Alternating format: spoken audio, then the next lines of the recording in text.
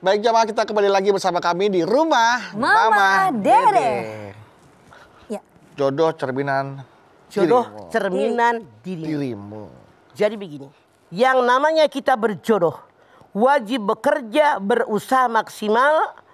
Mana sih orang yang kita inginkan? Ya. Bukan yang kalau orang kejodohin sih cuma mempertemukan. Kalau kitanya tidak mau kan pasti ditolak oleh kita. Jangan mentang-mentang nggak enak lah jodohin sama kita. Enggak, yang rumah tangga kita. Nah, tapi kalau soalnya orang tua menjodohkan seseorang, menjodohkan anaknya, yang namanya orang tua pasti orang tua ingin yang terbaik buat anaknya. Kecuali kalau mama lihat sinetron tuh di TV, bayar utang. Nah. Dikain sama kakek-kakek misalnya, itu orang tuanya ngejual anak, salah. Kalau orang tua yang normal menginginkan anaknya hidup di masa depan lebih baik daripada dirinya. Tapi itu pun sebetulnya diperbolehkan. Syaratnya tanya. Tanya, mau nggak? Nabi Ibrahim contoh diperintahkan oleh Allah menyembelih putranya Ismail, nggak langsung disembelih, nanya dulu. Pandur madataro. Bagaimana pendapat wahai anakku? Artinya kalau kita sebagai orang tua ingin menjodohkan anak kita, mungkin dia tidak juga dekat jodohnya. Kita kan pasti orang tua pengen. Apalagi anak perempuan. Ya. Menikah sama si Anu mau nggak? Tanya dulu. Pandur madataro. Bagaimana pendapatmu? Mau nggak dengan dia? Kalau mau, terusin. Kalau nggak usah. Jangan kita bilang nikah sama dia. Dia mamahnya teman kuliah mamah, salah. Siapa tahu kita berasa cocok tapi anak nggak, terpaksa. Bagaimana dia akan bahagia? Tapi yang harus kita tahu juga, maaf, yang namanya menikah tidak wajib. Didasari dengan perasaan cinta. Yang penting satu akidah. Karena walaupun ada cinta, kalau akidahnya nggak sama, hancur. Pacaran 8 tahun, nikah 3 bulan cerai. Ya Allah. Dijodohin seminggu, nikah awet.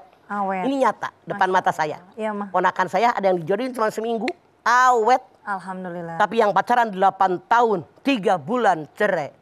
Jadi yang disebut dengan jodohmu cerminan dirimu, kita harus memilah dan memilih mana yang terbaik kata Allah, kata Rasulnya, terutama dalam agama. Kenapa?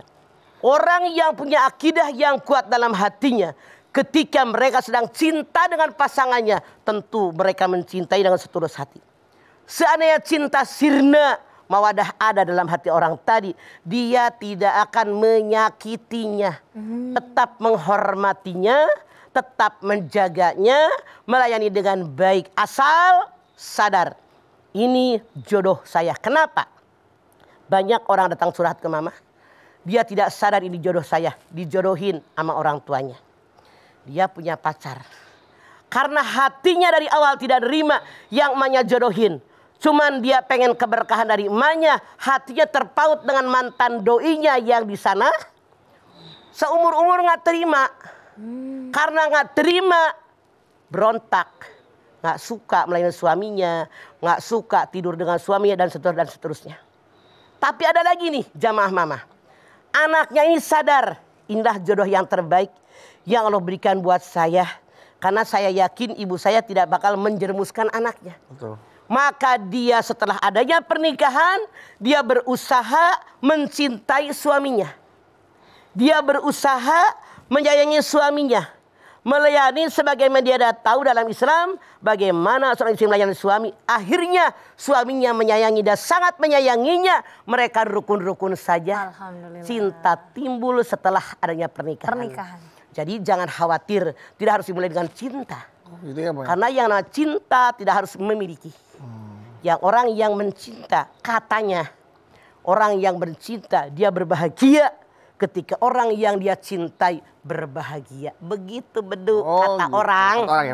Jadi cintanya bisa datang di depan, bisa datang di tengah, bisa datang di belakang. Tergantung bagaimana kita melayani, merawat cinta tadi. Yang sebelum nikah tidak ada cinta.